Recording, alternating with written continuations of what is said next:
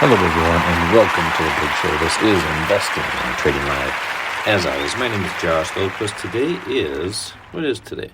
Today is Thursday, November 9th, and I've got a few things we're going to cover today. We have, obviously, the market continues to the upside.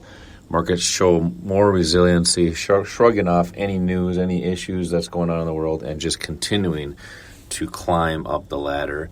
So with that, we'll look at the major markets. We'll check out those. Looks like the S&P 500 is going to gap up. We haven't looked at the other ones yet, but we'll get into that analysis. We'll peek at the U.S. dollar, since that really likes to drive a lot of the market activity.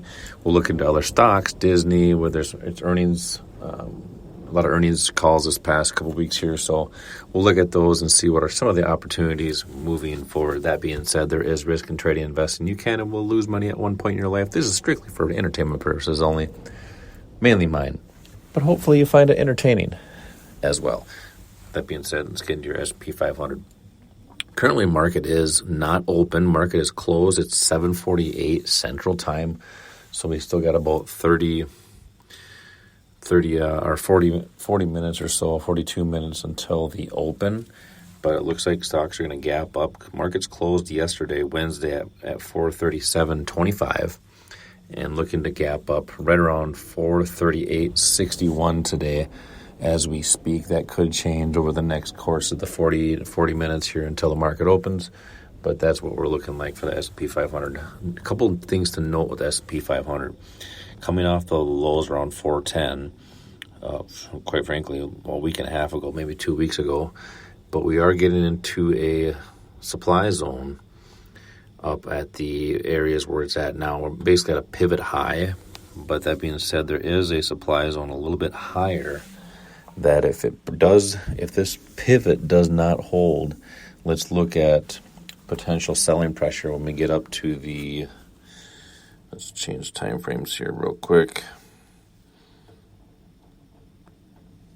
It'll be the 442 to 448 area. We'll look to see some selling pressure there. So we'll see what happens as and if price gets out there for the S&P 500, Dow Jones Industrial Average. This one here, same story, gapping up, or looking to gap up as we speak. As we know, we have 40 minutes left till they open. Currently at closing the week yesterday, or the day yesterday, at 341.12, looking to open up at 342.32 as we speak right now. But that can change. This one has surpassed that pivot from October. So this one, a little bit different story, not actual supply zones overhead, but we'll see what happens moving forward here. That's your Dow Jones Industrial Average. QQQ, that's your NASDAQ. So Wednesday, what had happened on Wednesday is actually had a down day, and today we are looking to get, actually Wednesday we had an up day. Tuesday was down, and looking to gap up the same. We are high on the Bollinger Band percentage on these. So I like to see that as a basically not as an indicator of when to buy or sell or what to do, or basically just tell me where it's at and what it has been doing over the course of the past 4 to 6 weeks, most likely. So this one, same here, right at that pivot point from October. If this does not hold, we will look to see the supply zones overhead to see if that brings more selling pressure in. So that's your QQQ, your NASDAQ update. IWM, which is your Russell 2000. This one here gapping up a little bit more than the others, and actually on Tuesday, a big drop on Tuesday, but a slight uptick on Wednesday, but looking to gap up here Thursday. Some more buying pressure. I'll look at the news here in a little bit and see what the headlines are and see if there's anything that's driving that. So currently closed yesterday at 169.89, looking to open up at 171.22. That's your IWM Russell 2000s. All right, since I mentioned the title, let's look at the U.S. dollar. That one here has, slightly been going up as this market's been going down. and we're stuck in between a little range right around 105 area, 105.50 or so. Currently at 105.60 right now. So this one here kind of consolidating, but it's down on the day, so that's why we're seeing the market propped up as we get into this open. The dollar really drives a lot of the market activity, what happens, inversely correlated typically with stocks or the S&P 500. So we look at that as a gauge of where the market might go as well. So that's your dollar index. I'm looking at the DXY for that. All right, so let's get into some others here. All the other major ETFs, they were a mix yesterday. They were half and half in the green, half in the red. Let's look at XLE, since that's our energy sector. XLE looking to gap up pretty good as well, but it's been on a tear to the downside. I do like XLT longer term. Might be opportunities there, and also oil.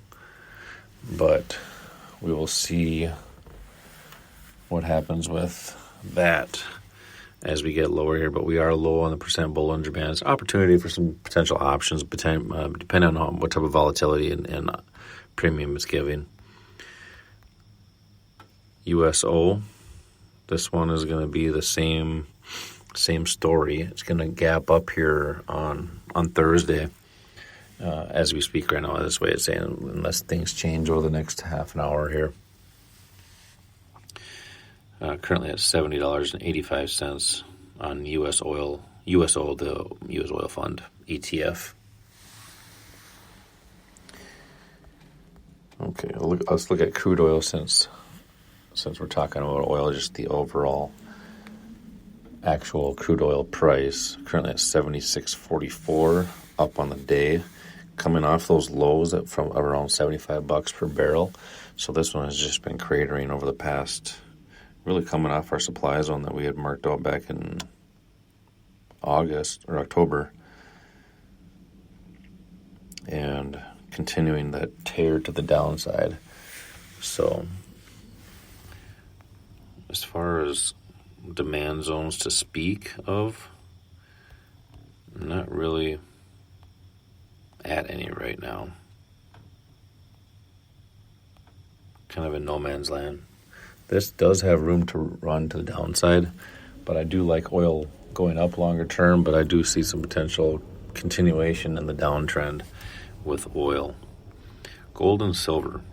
Gold currently at $1,949.50 per ounce of gold.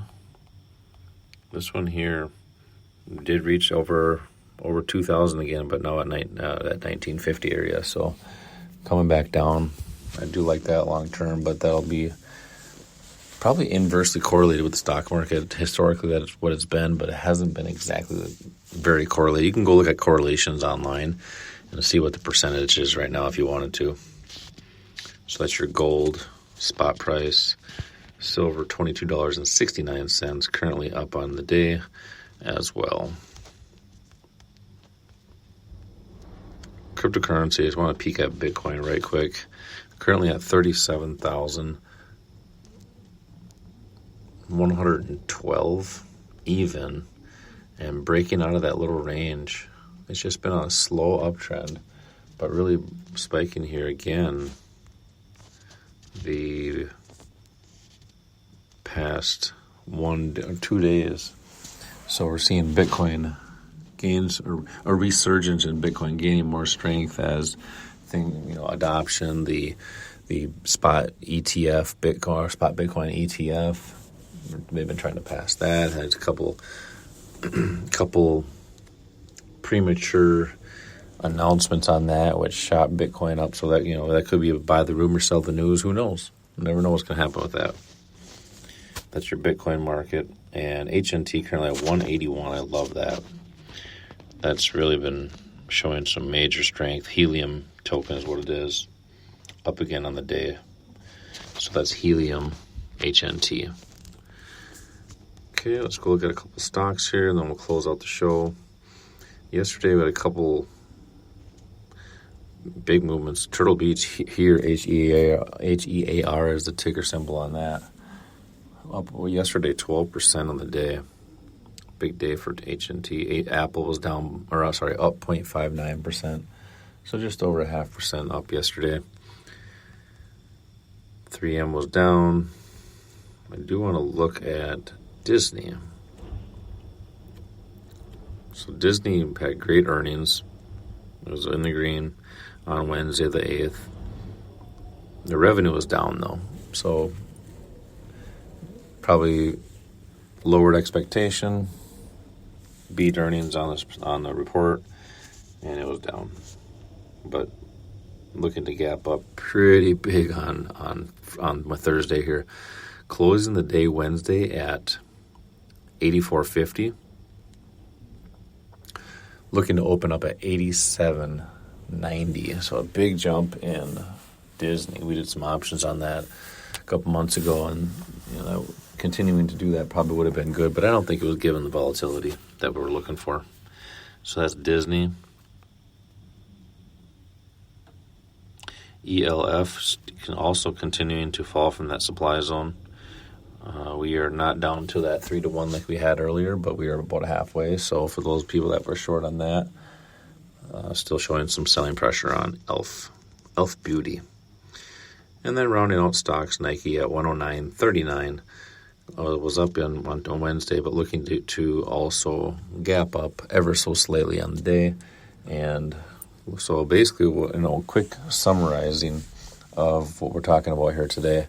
The markets are gapping up, more strength in the market, so there's hardly any fear out there. People think the market's resilient, which has been. So it's one of those things. Do what you're showing me to do, and take your actions and plan your risk accordingly, and take advantage of these opportunities.